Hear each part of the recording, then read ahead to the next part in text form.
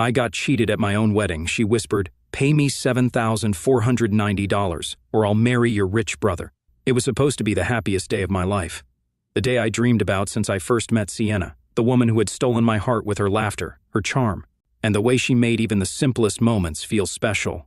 Standing at the altar, surrounded by family, friends, and the kind of expensive decor that made my bank account wince, I thought I had everything I ever wanted.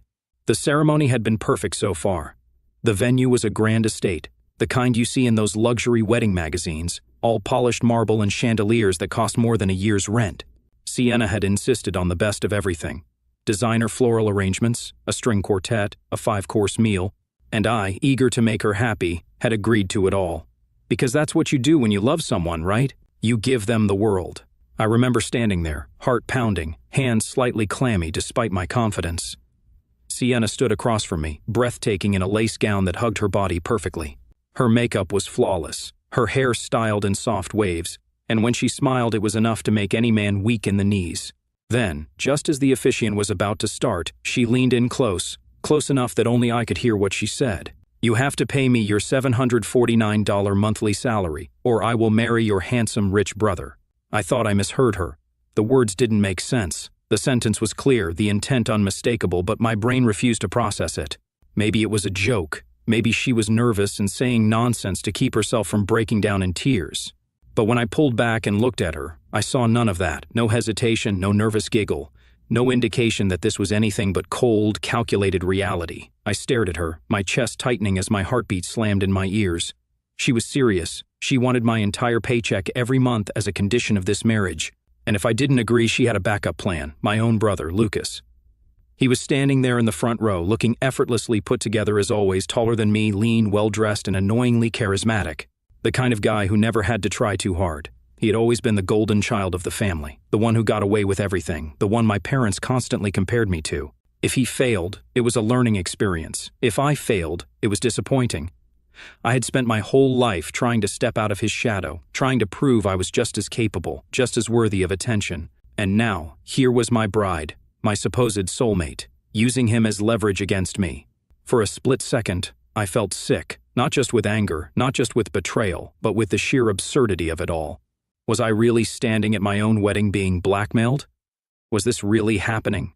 I forced myself to breathe, to stay calm. My first instinct was to lash out, to demand an explanation, to tell her that she was out of her mind. But I didn't, not yet, because the last thing I wanted was to make a scene, to give her the satisfaction of seeing me crack in front of everyone. Instead, I straightened my shoulders and looked her dead in the eye. "No," I said, one word, firm, unshaken.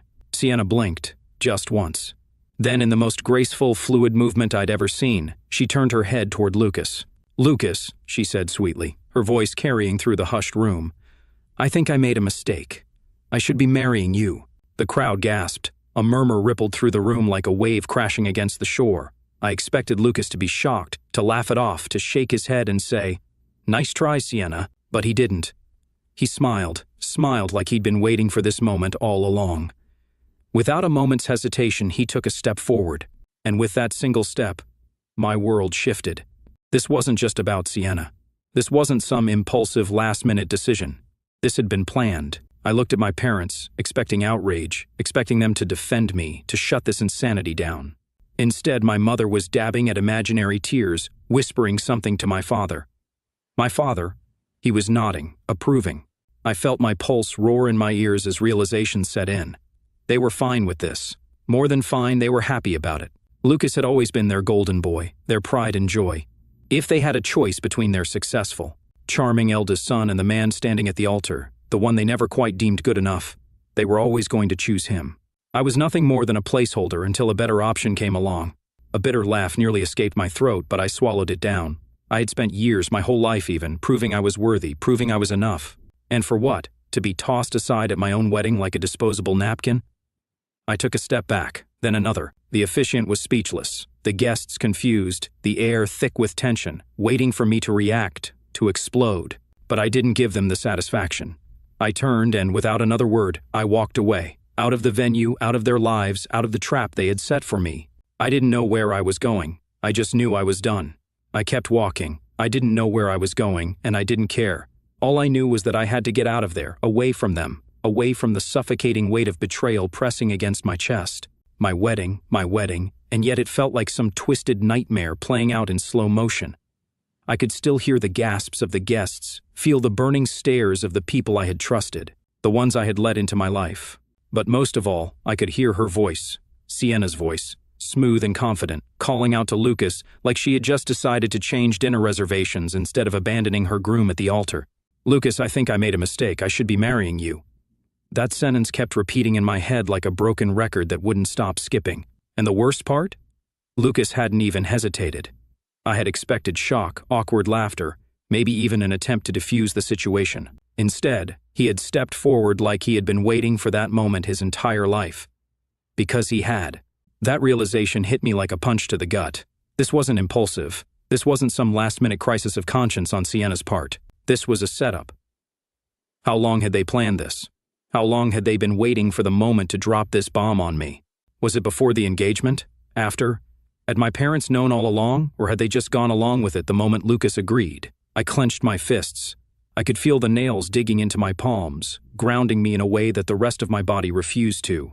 For a brief second, I considered turning back, not to beg, never that, but to demand answers, to get in Lucas's face, to grab Sienna by the wrist and make her tell me exactly when she had decided that I was just a stepping stone toward the life she really wanted.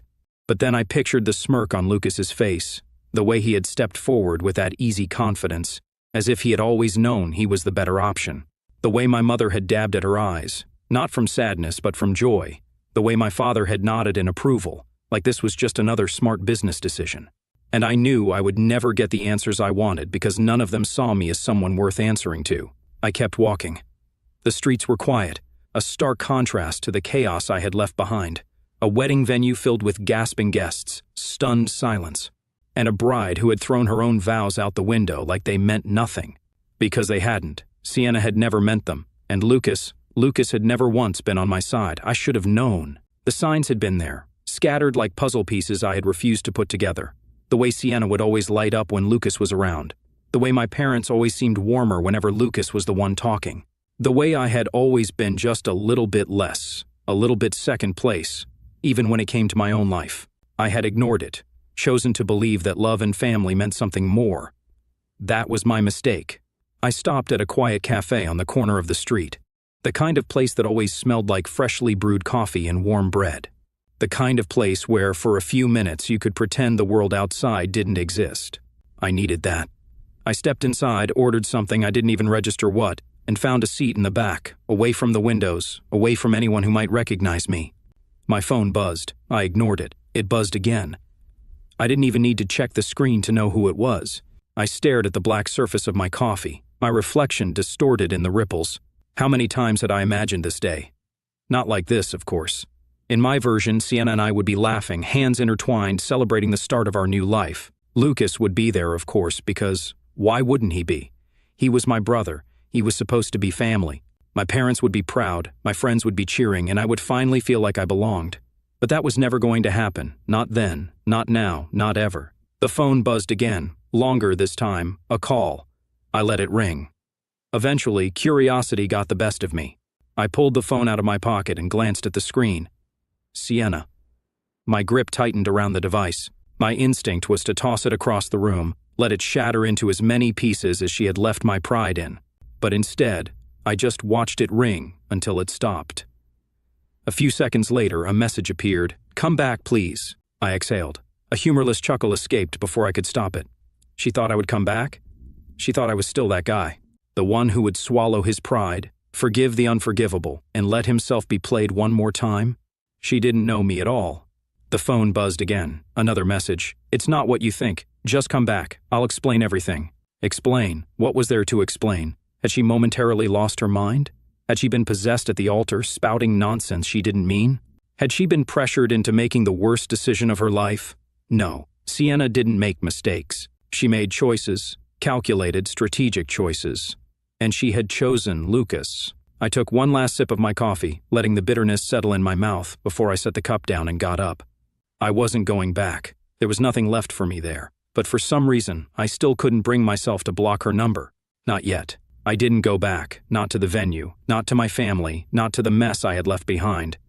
I walked out of that wedding and never looked back. And yet, the weight of it clung to me like a second skin. It didn't matter how far I walked or how many blocks I put between myself and the disaster. I could still hear Sienna's voice, still see the smug look on Lucas's face, still feel the silent approval radiating from my parents. They had all played their parts so perfectly. I had been the only fool in the room. I kept moving, letting my feet take me wherever they wanted. My tuxedo jacket felt suffocating, so I pulled it off and tossed it onto a bench, not caring who picked it up. The tie came next, yanked loose and stuffed into my pocket. My head was spinning, my chest tight. It was as if my body hadn't quite caught up to the fact that it was all over, that I wasn't married, that the woman I loved had sold me out for something shinier, that my own brother had stepped into my place without a second thought. I walked for hours. I ignored the buzzing in my pocket. Sienna was still trying to reach me, so was my mother. I stopped at a convenience store, grabbed a bottle of water and caught a glimpse of myself in the reflection of the glass doors. I barely recognized the man staring back, the perfectly groomed hair now slightly disheveled, the crisp white dress shirt wrinkled, the exhaustion in my eyes so obvious it looked like I hadn't slept in days. I had gone to that wedding expecting a celebration. I had walked out of it looking like I had just survived a war. And in a way, I had. After paying for the water, I stepped outside, leaning against the side of the building.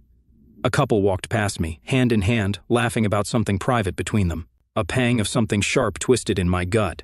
That was supposed to be me. I was supposed to be somewhere else right now, probably on a dance floor, holding my wife close, whispering promises about our future together. I was supposed to be smiling, surrounded by friends and family, celebrating the start of something beautiful. Instead, I was here, alone. It was funny, in a cruel way. I had spent so much of my life trying to prove myself, trying to show my parents I was just as worthy as Lucas, trying to show Sienna that I could be everything she ever wanted, trying to build something real, something stable, something that mattered. And in the end, none of it had mattered at all. I laughed, a low, humorless sound that probably made me look slightly unhinged to the people passing by. But I didn't care, because what else was there to do but laugh? What else was left when everything had already fallen apart? My phone buzzed again. I finally pulled it out of my pocket, half expecting to see another message from Sienna, some weak excuse or attempt to pull me back in. But it wasn't her this time. It was Lucas. I stared at the screen for a long moment, debating whether or not to answer. And then, before I could talk myself out of it, I pressed accept. For a second there was silence. Then his voice calm and casual as if nothing had happened. "Brother, where did you run off to?" I exhaled slowly, gripping the phone tighter. "What do you want, Lucas? You disappeared before the real party started. Thought you'd at least stick around to see how it all played out." The smugness in his voice was unbearable. He was enjoying this. He wanted me to react, to yell, to curse his name. I wouldn't give him the satisfaction. I had better things to do, I said. Lucas chuckled. "Come on, don't be like that. You always take things so personally. It's just business, you know? Business," I repeated, barely keeping my temper in check. "Is that what you call stealing my fiancée at the altar? Look, Sienna made her choice. I didn't force her. And let's be honest, did you really think she was going to settle for you when she could have more?" There it was, the truth laid out in the open. I had never been enough. Not for my parents, not for Sienna, not even in my own brother's eyes. "So what now?" I asked, my voice eerily calm. "You think you're going to live happily ever after?" Lucas was silent for a beat too long. "Well, we'll see, won't we?" I smirked. "Yeah, we will." Then without another word I hung up. I sat there for a long time, staring at the phone in my hand, resisting the urge to throw it into the street and watch it shatter. Lucas had won for now. But the thing about people like Lucas and Sienna, they always thought they were invincible. They always thought they were too smart, too charming, too untouchable to face consequences. They were wrong. I wasn't going to be the fool who sat back and let them enjoy the spoils of their betrayal. They had made their move. Now it was my turn. I stood up, shoved my phone back into my pocket, and started walking again, this time with purpose. I didn't know exactly what my next step was going to be, but I did know one thing for certain. I was done being the guy everyone underestimated. I was halfway through a bottle of whiskey when my phone started buzzing again. It had been a couple of hours since I left the wedding, and by now the shock had begun to fade, replaced by something colder, something sharper. I had spent my entire life believing in love, in family, in loyalty. Tonight had shattered those illusions into a million irreparable pieces. The wedding venue, the guests, my brother, my parents, Sienna, all of it felt like a bad dream I had walked away from. I wasn't even sure where I was anymore. Some dive bar tucked away in a quiet corner of the city, dimly lit, The kind of place where no one asked questions. A perfect place for someone who didn't want to be found. And yet, my phone wouldn't stop buzzing. Sienna. She had called over a dozen times already. At first, I ignored it. Then I muted it. Then I put it face down on the bar, hoping that if I didn't see it, I could pretend it wasn't happening. But the buzzing continued, insistent and frantic, vibrating against the wooden surface like an alarm I couldn't shut off. I sighed, picking it up. And for the first time that night, I hesitated. What was I expecting? An apology? An excuse? Another insult disguised as an explanation? She had humiliated me in front of everyone. She had whispered those poison-laced words into my ear and, without missing a beat, had replaced me with my own brother like I was nothing. So why was she calling? I stared at her name flashing on the screen, my thumb hovering over the decline button.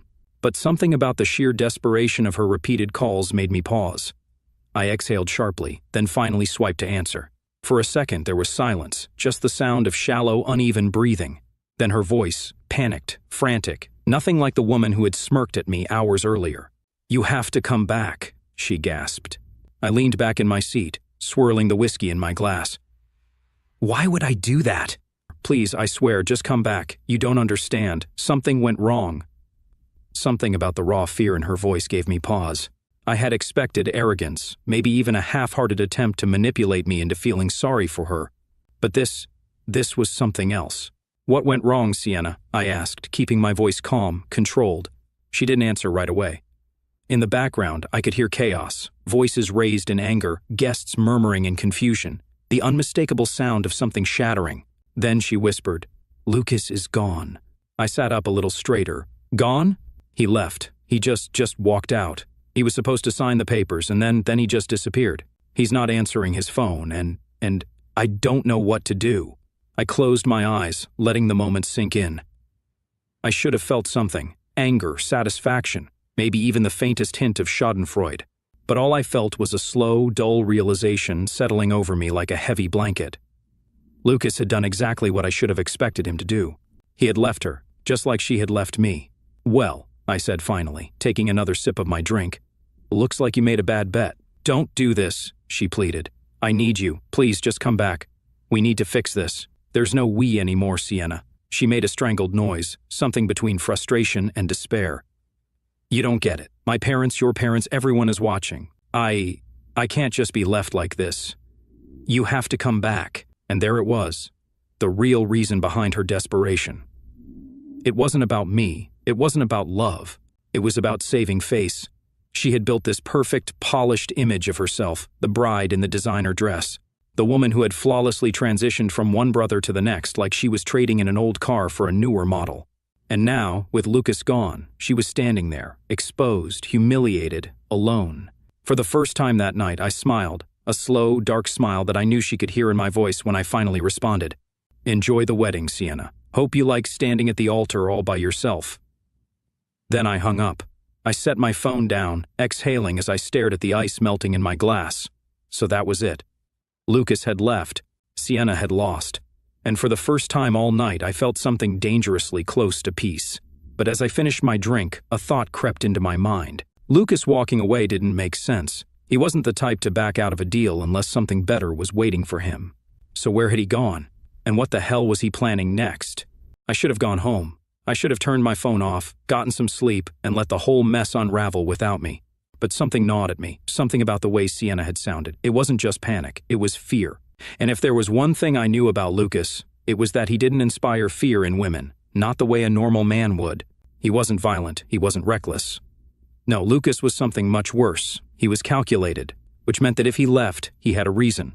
I tossed a few bills on the bar, grabbed my jacket and walked out into the night, my head still buzzing from the whiskey.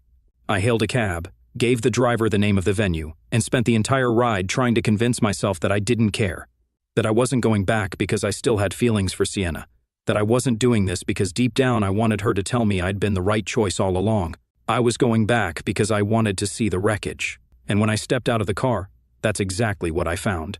The once grand wedding hall, the one I had paid for, now looked like the aftermath of a storm. Guests were scattered in clusters, whispering behind their hands, some already filing out the front doors like they wanted to escape before the next disaster hit. Inside, the flowers that had once adorned the tables were now crushed on the floor, trampled in the chaos. A glass had been knocked over near the buffet, red wine bleeding across the expensive white tablecloths like an omen. At the center of it all was Sienna. She stood near the altar, still in her pristine white dress, but the confidence, the arrogance that had once radiated off her was gone. She looked abandoned. And the best part? My parents stood beside her. Their perfect son, their golden boy, had humiliated them all. I stepped forward, and every head in the room turned toward me. Sienna's eyes locked onto mine, wide, desperate. She rushed toward me, grasping my arm before I could stop her. "Thank God you're here," she whispered. I just stared at her. "Where is he?" Her breath hitched. I don't know. He just walked out right before we were supposed to sign the marriage certificate. He didn't say a word. He just left. I almost laughed. Lucas, that bastard. He had played her like a game of chess. He had let her humiliate me, let her believe she had won, let our parents eat up every second of their grand betrayal. And then he had walked away. Because why settle for her when he could have something better? I pulled my arm free. "And you thought I would come back to clean up the mess?" She flinched. "I know. I didn't know who else to call." I glanced around the room, making sure everyone could hear me. "Why don't you ask my parents?" I gestured toward them. After all, they were perfectly fine with switching out their sons for the highest bidder. "Maybe they can find you a third option." My mother gasped. My father's expression darkened. But before either of them could speak, a new voice cut through the silence. "Lucas isn't coming back." We all turned. At the back of the room stood a woman, tall, elegant, and furious. I had never seen her before, but the second Sienna went pale, I knew exactly who she was. Lucas's real fiancée. The one Sienna had never known about.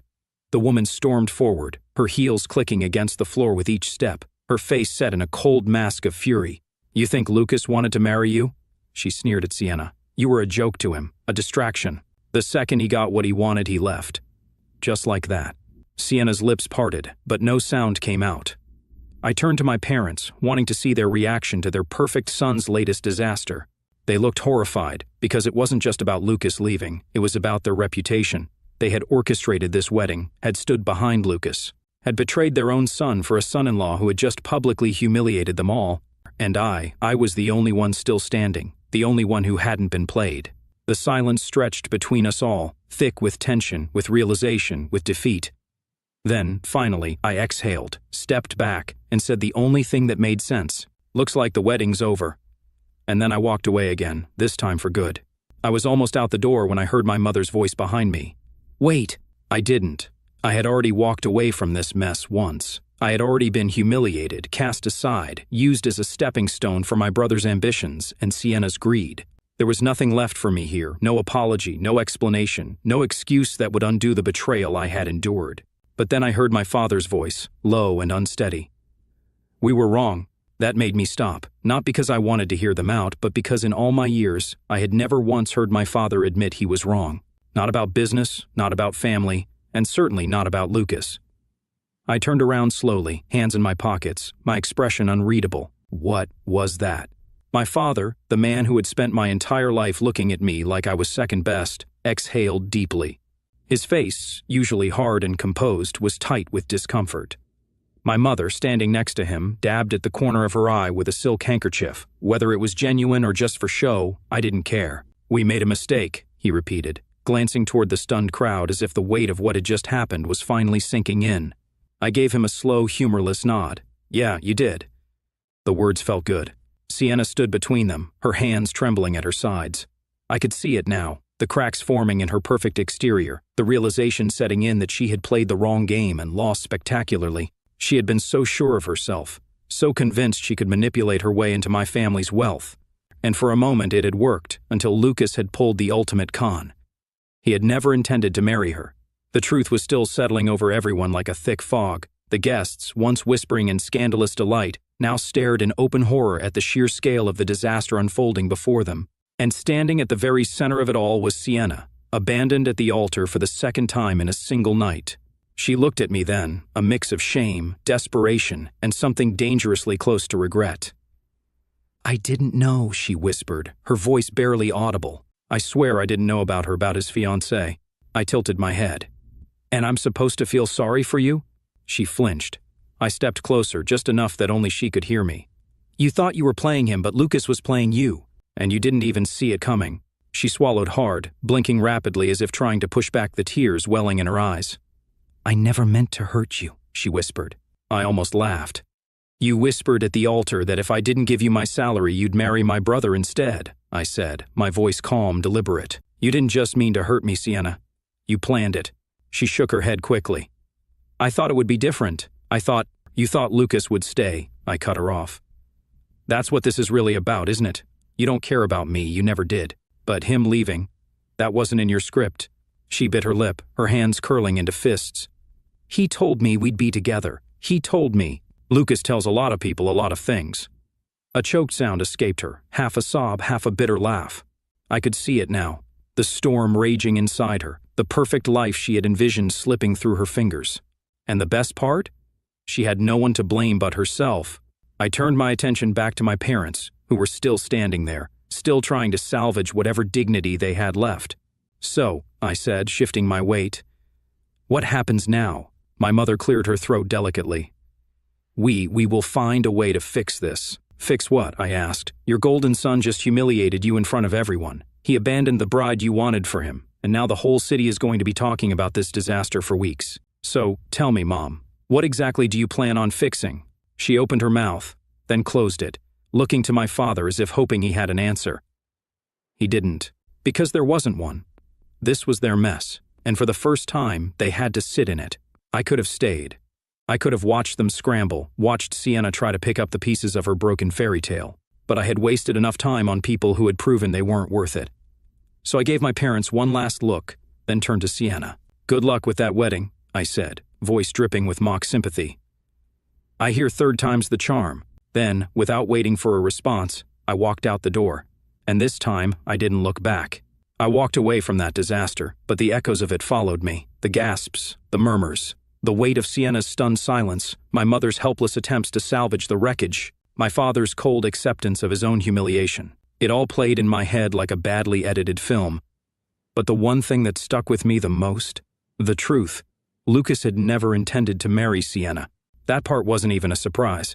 No, the real surprise was that my so-called golden brother had been engaged the entire time to a woman none of us even knew about. And Sienna?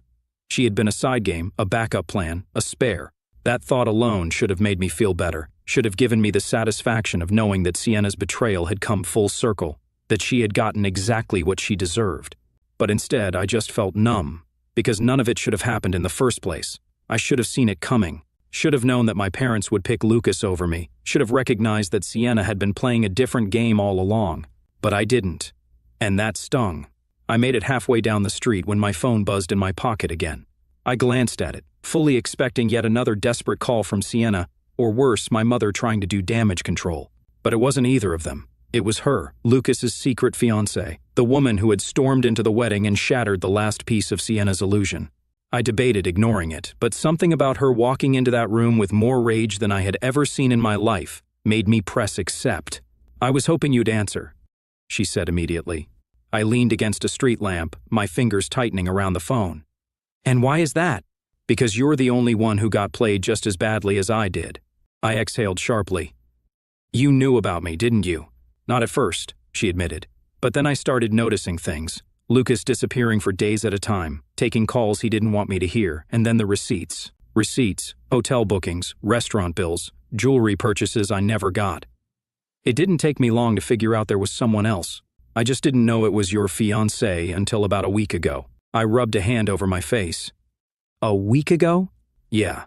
That's when I found out they were planning to replace you at the altar. I froze. Wait, you heard me. You're saying Lucas knew about this weeks before the wedding? Of course he did.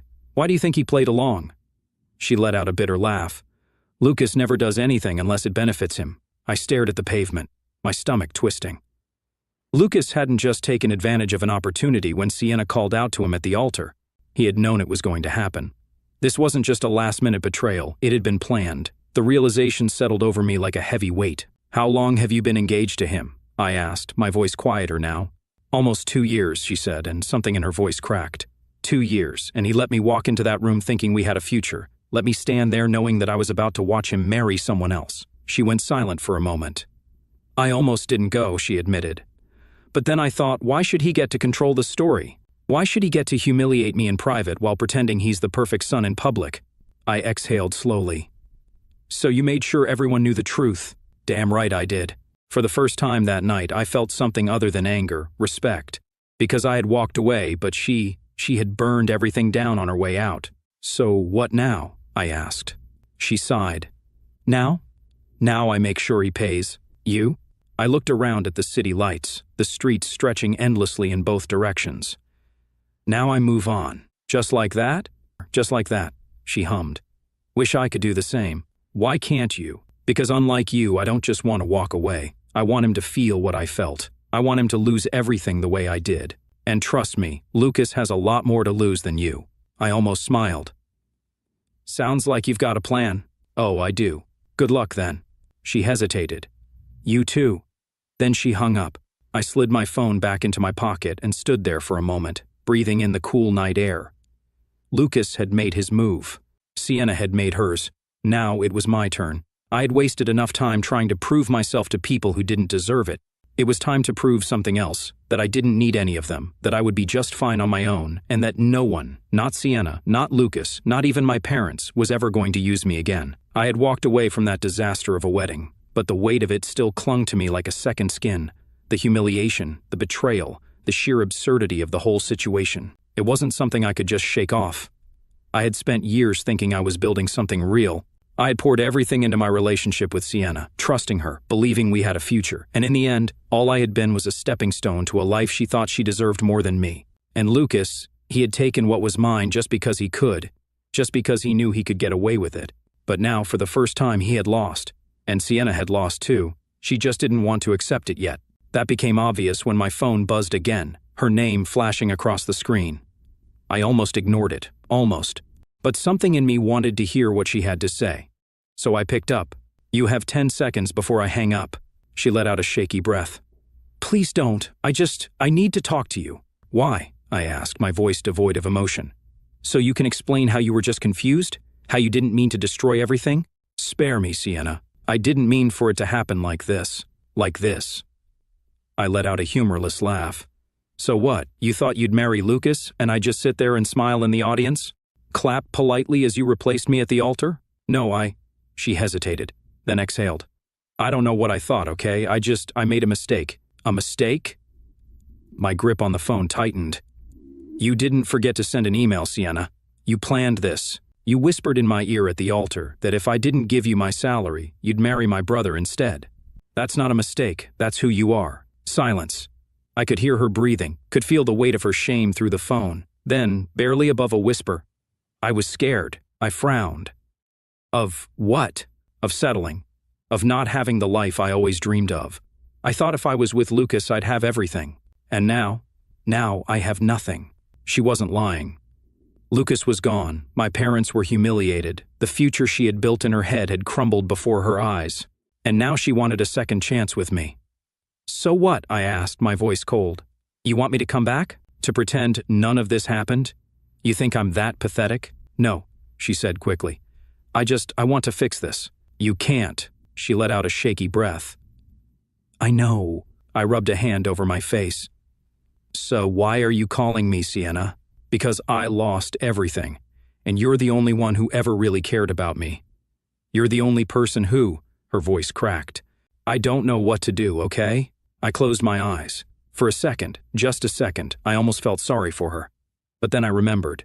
I remembered the way she had smirked when she whispered that ultimatum in my ear. I remembered how she had turned to Lucas without hesitation. I remembered how she had stood there and let my family choose him over me. And suddenly, there was nothing left in me to give her. I know what you should do, Sienna. What? Move on. Like I did. Silence. Then she whispered, Is that really it? Yeah. And then, before she could say anything else, I ended the call. I stood there for a long moment, staring at the city lights, the night air cool against my skin. That was it. That was the last thread.